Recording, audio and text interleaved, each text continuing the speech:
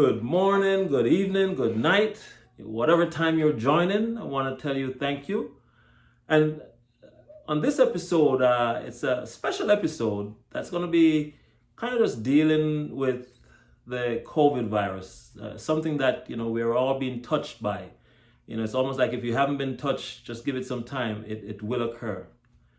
And I'm bringing it from the perspective of actually two physicians who are practicing. Now, there are many who have come out and tried to encourage, each individual to try to protect themselves.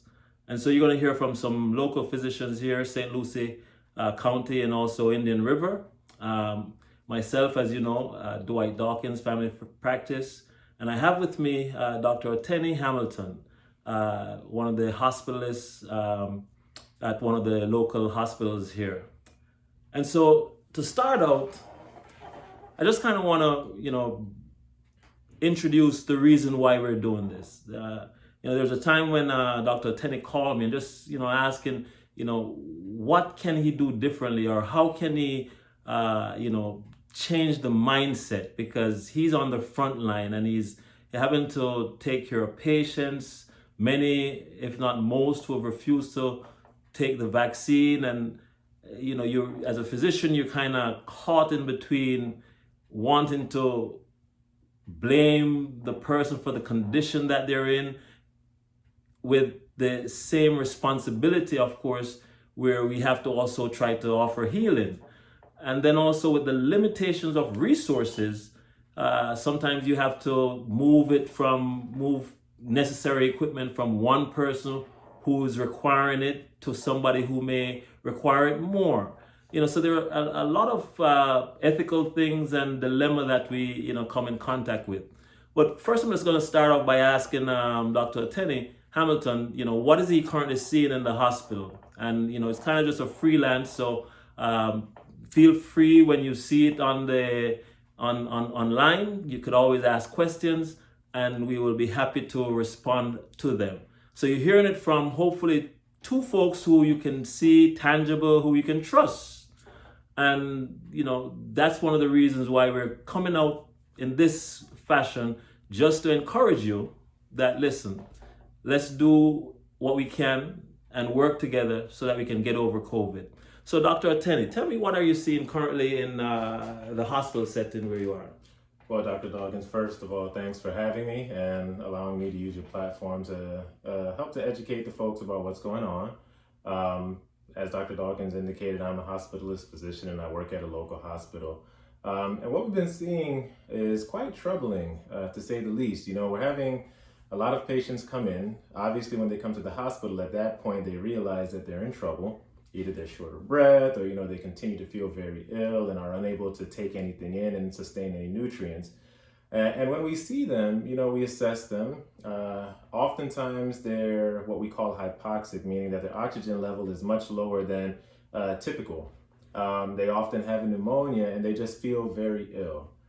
These patients usually require hospitalization and treatments, often with our infectious disease experts on consultation. And what we've done, just as a way of kind of monitoring how people are responding to the vaccine, we often include as part of our interview just a simple question as to whether or not you were vaccinated. And that question, you can see in the response of patients, draws a pause.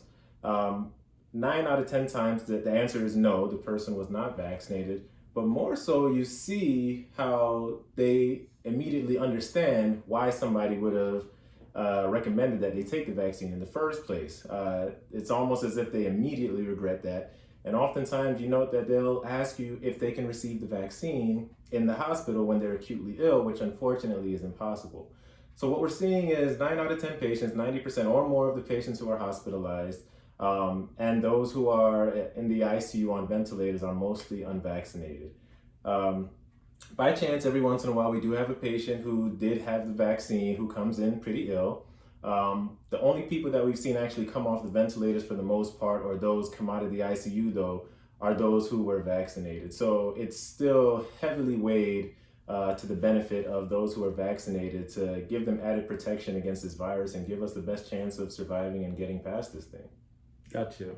Yeah, so very good, and I should say also that that's similar to what's occurring at my facility, where I work at, and from a personal viewpoint, because I think many people don't understand, what it takes out of a physician, to take care of patients, um, and on this platform here, just to kind of admit when you see a patient that is vaccinated and one that's not vaccinated, the temptation, of course, is there to again say, well, you know what, here you are, you had the opportunity, um, even just the traveling from wherever they are to coming into the hospital, the risk, of course, of getting the paramedics infected, and then also, of course, when you look at yourself and you're on the front line and you have to go home to your family, you have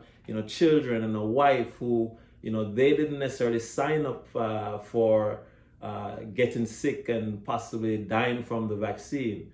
And so these are things that it occurs to anyone who is there taking care of patients who are this deathly sick. I could even add that for the first time last year, it came to mind, would there have been a better career that I could have chosen that would not have put me at this risk? And then also your family members or your children who may say, Dad, I want to be like you. I want to be a doctor. And you think about the fear that your parents have, knowing that you're in the line, COVID is passing by you, continuously. How do you manage that type of sentiment, that type of feeling, and just to add, being a physician is a calling, so I know that while it's the human tendency to have these feelings, you have to overcome, to say, you know what, I'm going out there on the front line, I'm going to do my job regardless of the risk to my own self and ultimately my own family. I agree. It's very emotionally draining or challenging, I should say, to be in the midst of a pandemic. I'm one of the newer docs around. I've been out for about 2.5 years now, and the last 2 years of that has pretty much just been engulfed in a pandemic. I never imagined that I would see that many people die. That many people that you give your best to, the best treatments. But treatments alone don't save somebody. It's not only up to us. I believe the good Lord plays a huge part in whether or not somebody will improve. I give everybody the same treatment, but what you see is it's tragic what happens to these families. COVID doesn't just affect the patient themselves. There's family members who are unable to visit. You can't be at the patient's bedside.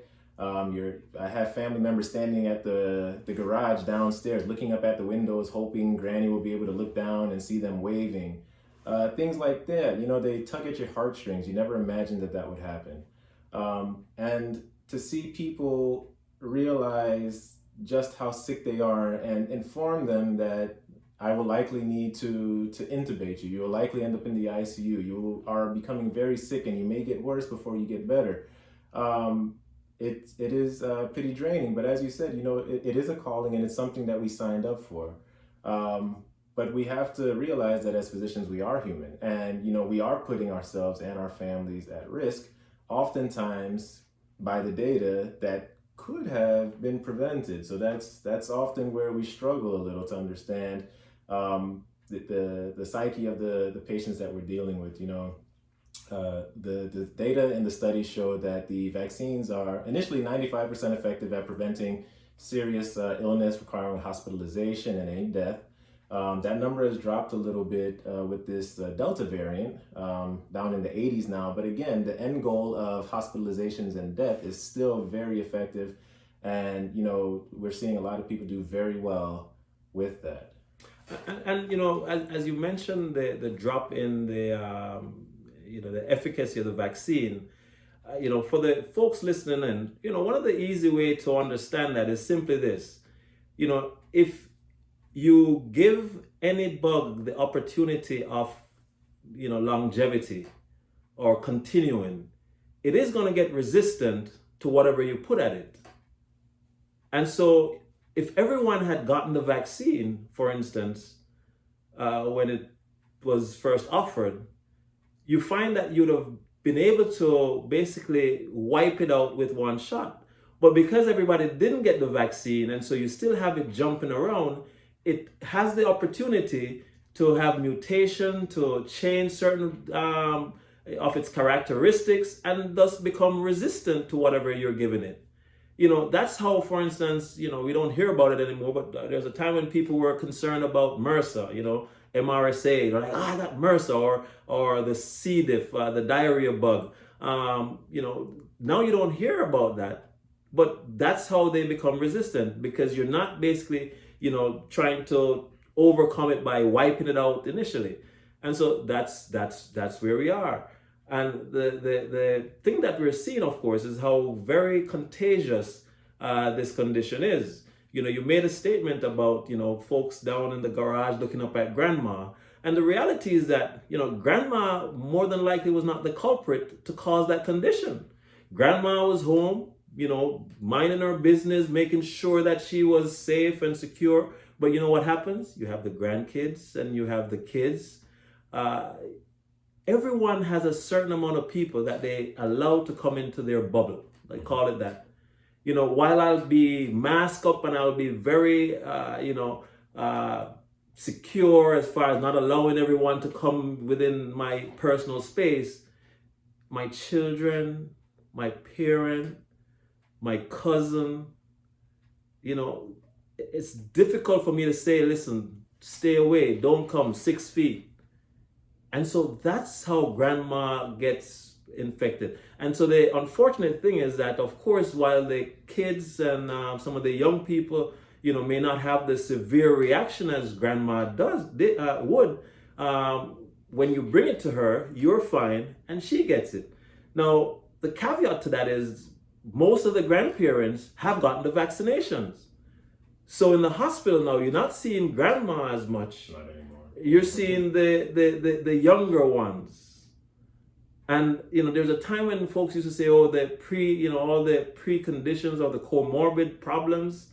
I tell people that, listen, there are many people, or enough people, that have died who had no comorbid problems. I mean, I'm sure you're seeing that at your hospital also. That's what's so difficult about this, is often one of the reasons people won't accept a vaccination is one, everybody that gets the virus doesn't die. Everybody doesn't get ill, which is true. Everybody that gets the virus, some won't even have a symptomatic infection, some won't be hospitalized.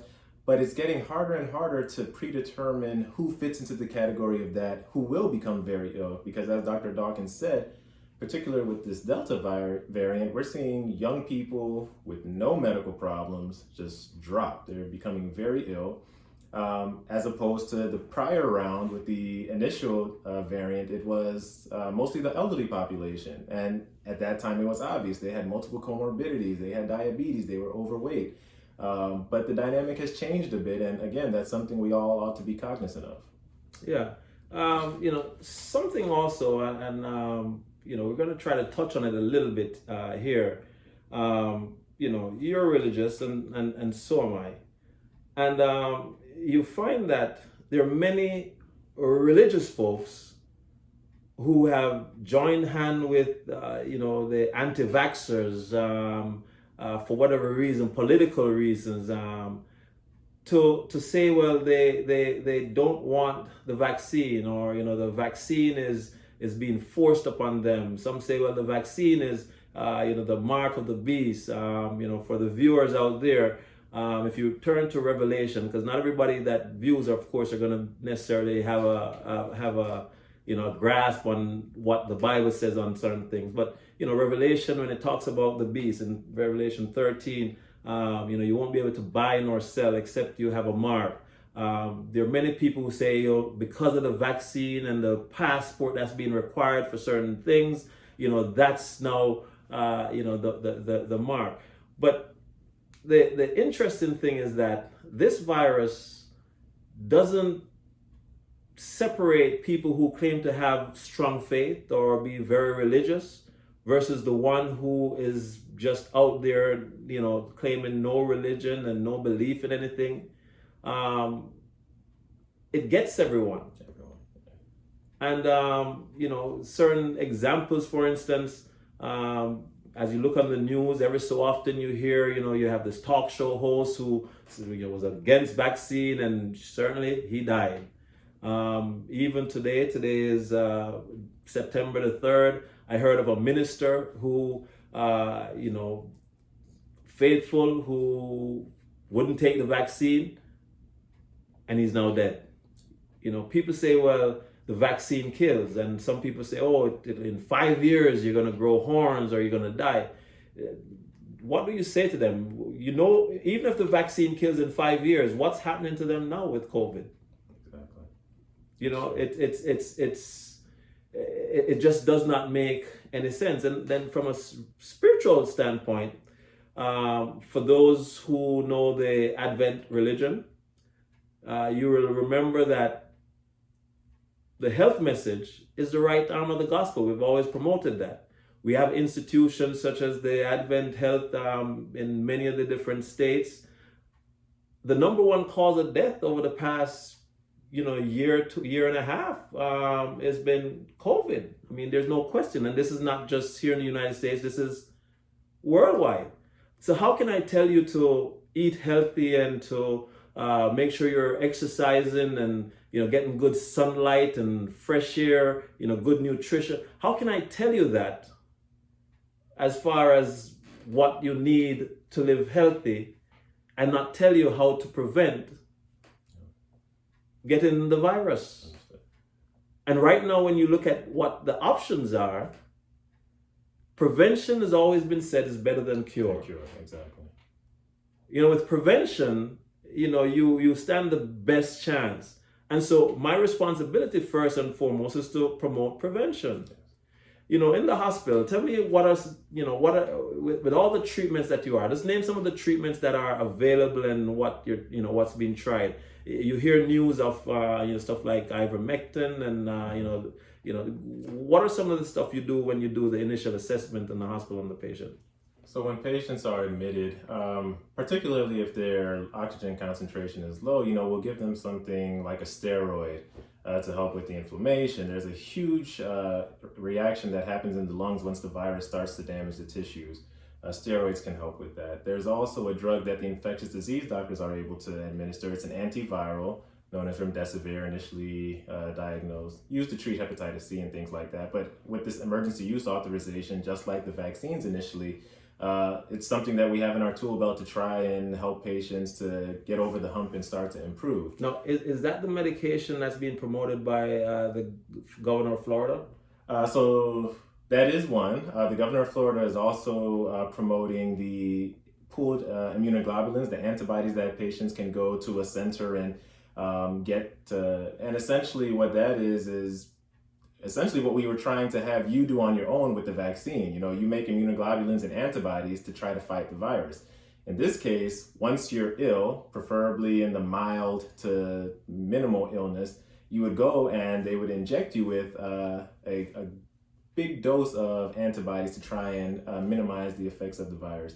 Again, that's exactly what we're trying to do with the vaccine, for your body to produce it on your own.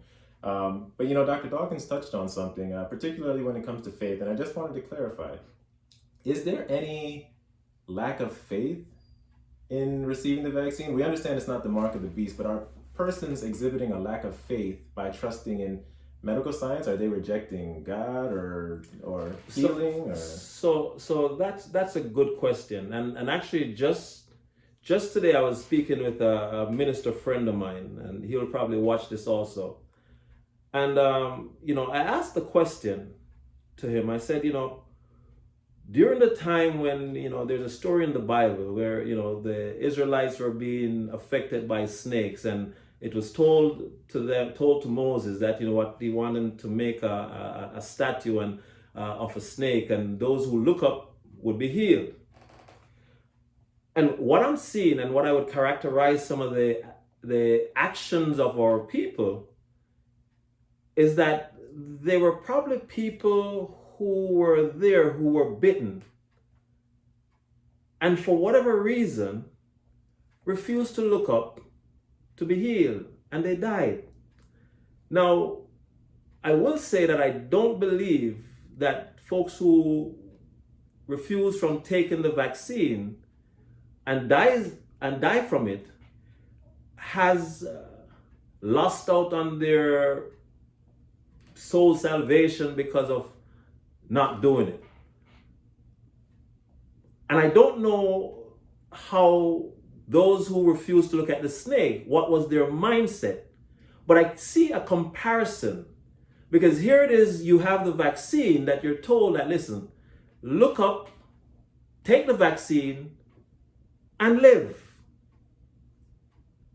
And there are many good people, again, for whatever reason, says, no, I'm not going to take the vaccine, and they have died. And so what I say to folks now is that, listen, I don't believe that God is the one that is instructing any individual to not take the vaccine if they're able to. Why? Because some good Christians have died not taking the vaccine. And so the answer to their actions is simply that it was presumption, for want of a better word. God helps you when you can't help yourself. If you have the ability, there's so many people who have lived through 2020. We didn't have a vaccine. There was nothing else we could do. We got a vaccine. And so there is an option. It's not the vaccine that keeps us. It's still God that keeps us.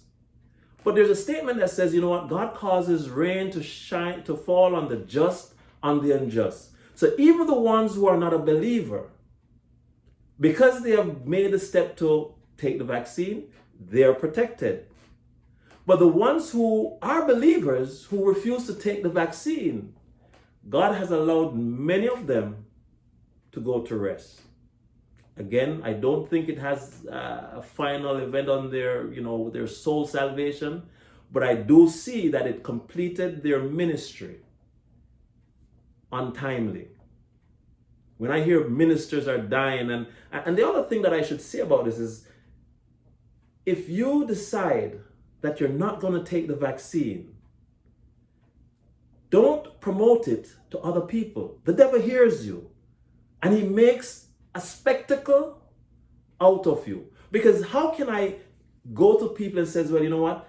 My church and my faith believe in the health message, and yet still the one thing that has been overstudied to protect our health is still being rejected by a large population of not just those in my religion, but in many of the other religious groups, the evangelicals, and it does not make sense.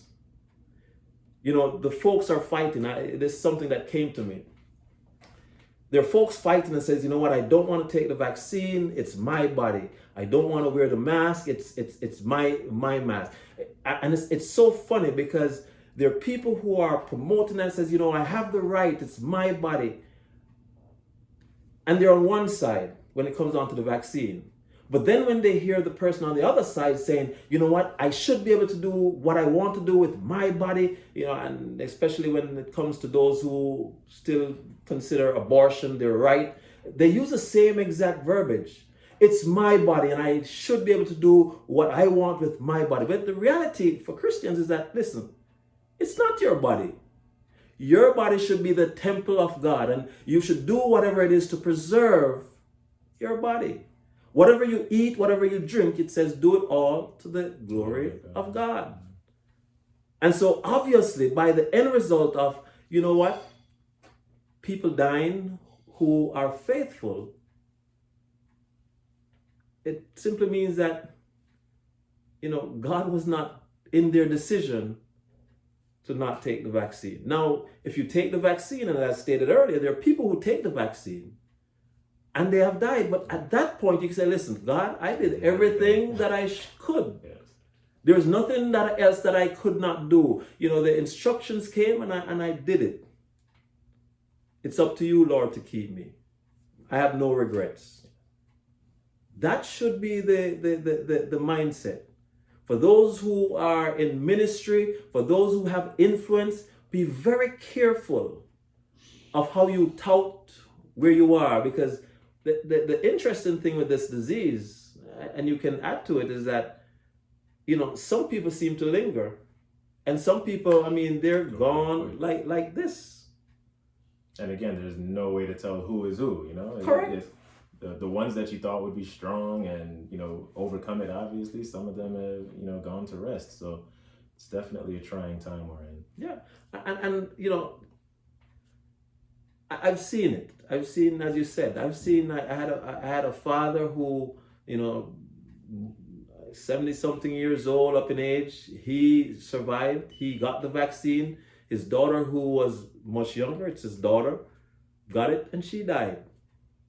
Both of them were in the hospital at the same time. He said that she was advised not to take the vaccine by somebody in the health profession. I'm not sure how I would be able to continue with myself, knowing that, because of my advice, somebody, has succumbed to death, especially when all the studies are saying, listen, this is really right now the solution. If there's somebody who you wanted to inspire to, follow through with taking the vaccine or doing whatever it is it can, what experience or what one thing would you want to say, listen, this is where we are, and this is what needs to happen?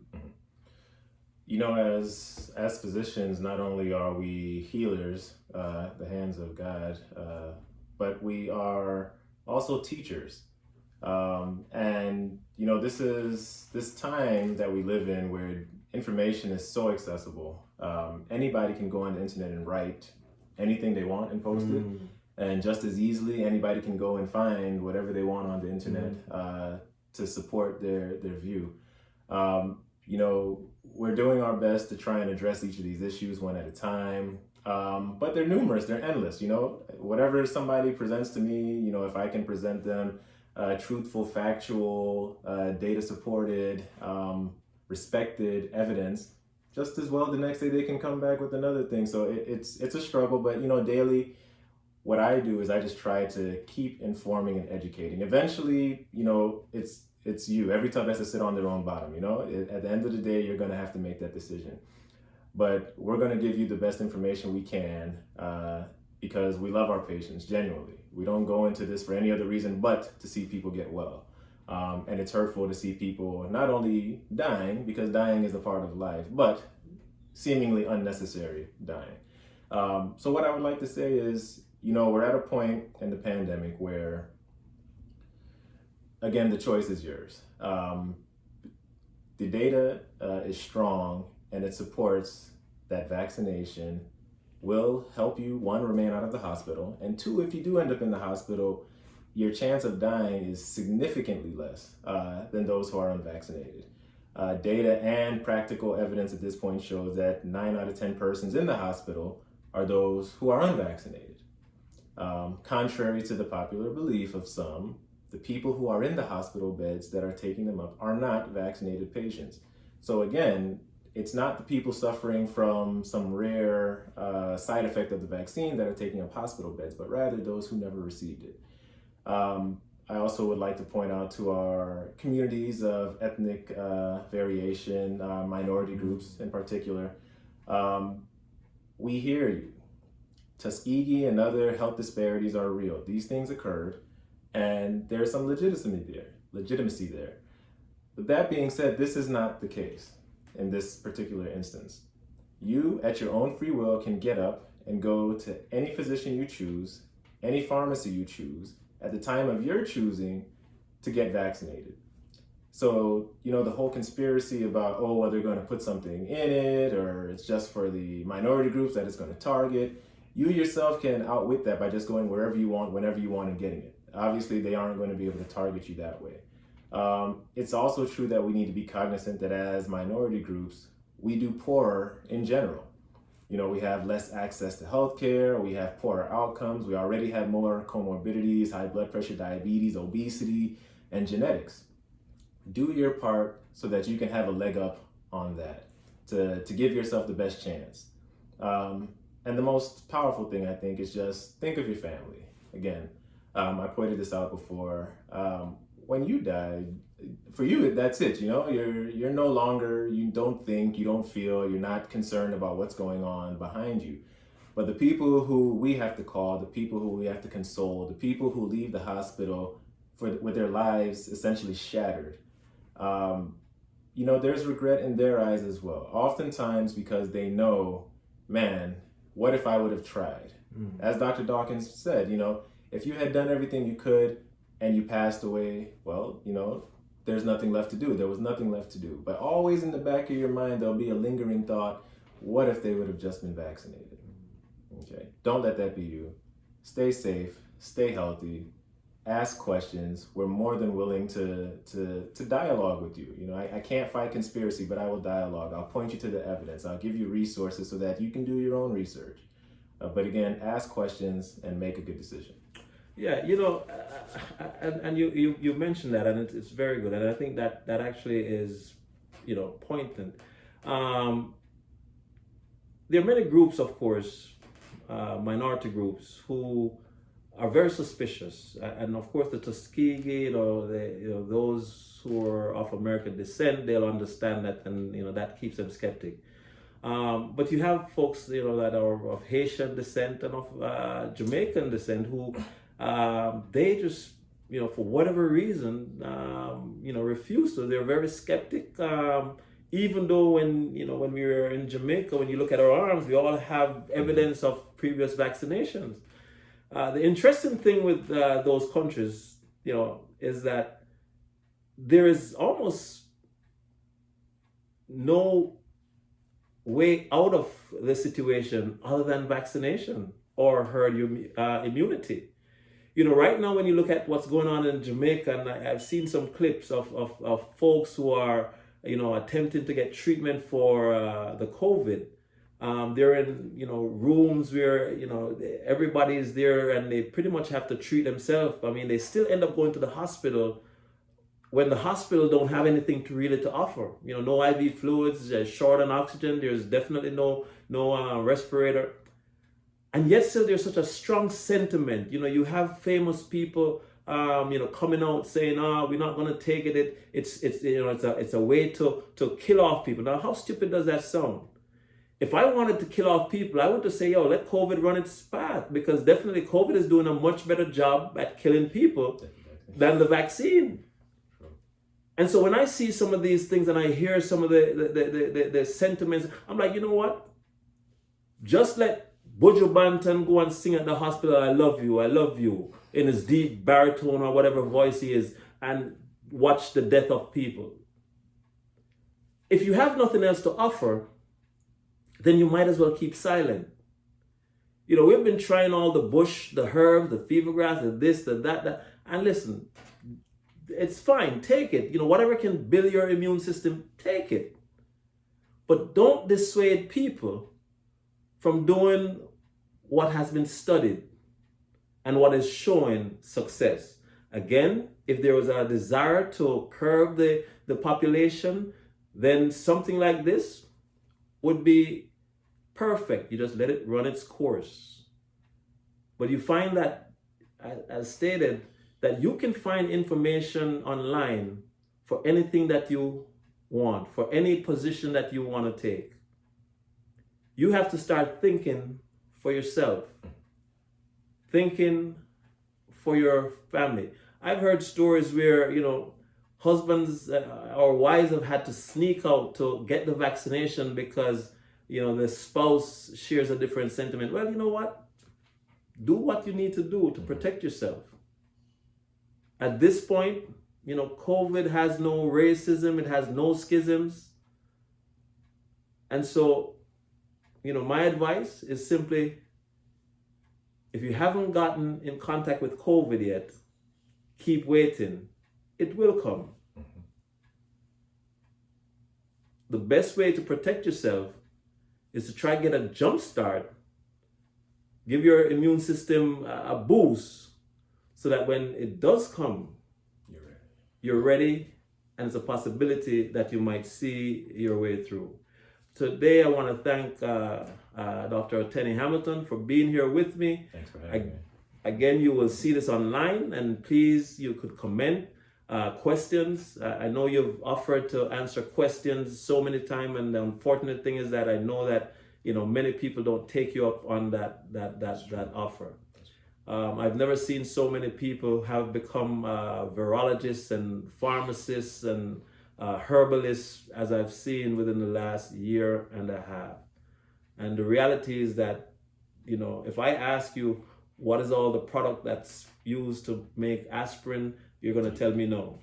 And I would tell you the same thing. But all of a sudden, we all want to know and we want to research what's in the vaccine. When, if you start even breaking down the chemicals from hydrogen, helium, lithium, beryllium, going through the periodic table, all of that might sound as Spanish to you. Or if you speak Spanish, as English. Thank you again for following. Please comment. And if we see comments that require us coming back, we will. Thank you.